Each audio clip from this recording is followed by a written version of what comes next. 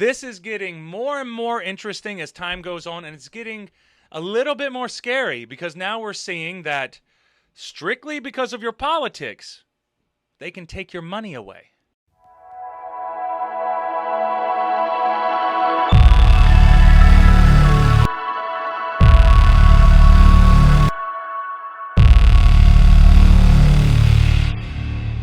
Boy, this shit is getting fascinating out in Canada. I mean, it's getting fascinating, but it's also getting scary. It's a little bit of both. It's hard to really explain how to feel about it because I've never actually seen anything like this. And I don't think any of us have actually seen anything like this, especially when it comes to truckers doing some protests, trying to get their freedom from tyranny, basically. We'll just leave it at tyranny. It was mandates, but now it's turning into a whole thing. All stemming from Justin Trudeau. Maybe not necessarily stemming from him. It's all stemming from the COVID-19 pandemic that we've been living through. But we need to look at a lot of the history of these people who are dealing with these things, and we need to figure out what is going on. So we know that Justin Trudeau's father was also prime minister, so of course he had the inherited right to become prime minister of Canada. That's how our oligarchies work over here in the Americas. I'm not necessarily sure how your other governments work across the world, but I'm pretty sure it's similar. So anyway, Justin Trudeau, who is the son of, Pierre Trudeau, I think it was. He had an Emergencies Act, but he had some politicians and people who were fighting against him, and they were actually going to kill people. So he had the military come in and blah, blah, blah. We'll spare the details of that one because one of the important things that we need to see here is the real opinions of some of these people. And the real opinions, I don't think you're necessarily going to be very happy about it. So 8 years ago, Justin Trudeau had a little bit of a Chinese gaffe. I guess you could call it a Chinese dictatorship gaffe. With Sun TV watching for any slip, he was asked which country he most admired and referred to China. There's a level of admiration I actually have for China because their basic dictatorship is allowing them to actually turn their economy around on a dime and say we need to go green as fast as we need to start investing in solar.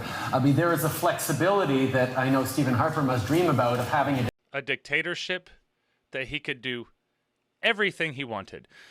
So he's very into the communist thing, very into the dictator thing.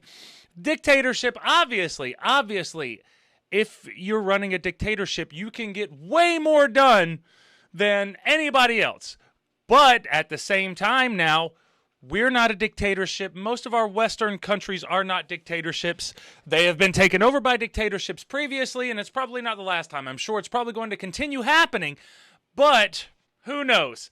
Now, Canada's trying. They're trying out a little bit of dictatorial type things with them, and they've just started the Emergencies Act. So in order to get the dictatorial type powers that you need to quell these protests, he had to do something drastic. And this drastic thing is the Emergencies Act. With Cabinet and caucus, after consultation with premiers from all provinces and territories, after speaking with opposition leaders, the federal government the Emergencies Act to supplement provincial and territorial capacity to address the blockades and occupations. To address the blockades and occupations, which is very interesting to use that language on your own citizens. You're using this language on your own citizens, which I guess political speech recently has been becoming more and more vitriolic, and it's been slicing into different warring paths and warring groups that hate each other. So now we have the dictatorial Mr. Trudeau, who is the huge fan of dictatorships. He loves dictatorships. must want to marry them.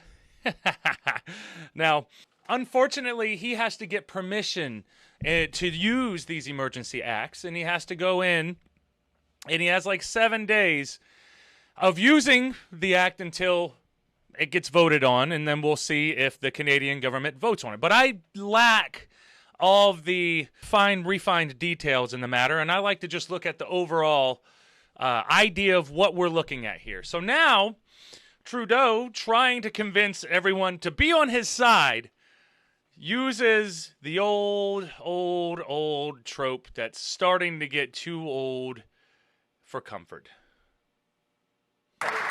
Conservative Party members can stand with people who wave swastikas. They can stand with people who wave the Confederate flag. We will choose to stand with Canadians who deserve to be able to get to their jobs, who be able to get their lives back. These illegal protests need to stop. There are members of this Conservative caucus. Hold on. We're not there yet, bud. We're not there yet. So you see, as soon as he brought up the swastika flag, as soon as he brought up the neo-Nazi thing, as soon as he brought up the Confederate flag, which is hilarious, they weren't having it. People are just getting tired. They're getting sick and tired of it. It's like, okay, we get it. We get these tropes. We get these tropes. But at a certain point, that has nothing to do with what we're talking about. From what I've seen, it looks like the truckers just don't want to have mandates. And I don't mean two men going on a date. I'm sure they're fine with that. Continuing on. Who are the descendants of victims of the Holocaust. For the Prime Minister to accuse any colleague in this House of standing with the swastika is shameful. I'm giving the Prime Minister an opportunity. I'm calling on him to unreservedly apologize for this shameful remark. Spoiler alert, and he never did. And that was from the John Talks YouTube page, which is always fun, always fun. So you get up to that point, and now he's name-calling different people, trying to get people to not like them, trying to get people to not be into what is actually going on in Canada. And it's not like any of us really know what's going on in Canada without being there. But the scariest thing to me is the freezing of all of the banks, all of the bank accounts of people who are associated with the protests. Now, that is something that is kind of scary. They can get your personal information if you sent a donation through GoFundMe, GiftSendGo, any of these places, and they're even getting into the cryptocurrencies. I know, crypto's supposed to be safe. Is it really, though? This is what's scary. They are going after people. Not who aren't even protesting. People who gave money to the protest. All they did was donate. They are going after them. They've already doxed everyone on GiftSendGo. I think it's GiftSendGo. They've already doxed them. Now, are they being doxed because you are making it dangerous for actual Canadians, because you are being a real menace to society? Or do your politics not match up with the leading party's politics? Therefore, we can do this to you. Because if that's the case, where most of these financial institutions are international. This is one government, and at one point in time, but you're probably going to get a bunch of different people in a bunch of different countries who disagree with exactly what this government is doing. Now, what do the financial institutions do? Do they continue working with the Canadian government, or continue working with the Canadian government and sell out all of their people, or do they refuse? And then that causes a whole lot of problems, too, because then they can't do business in Canada.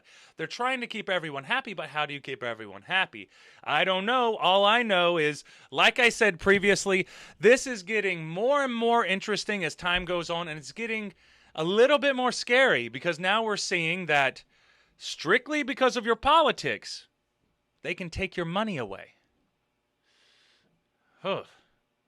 What's next?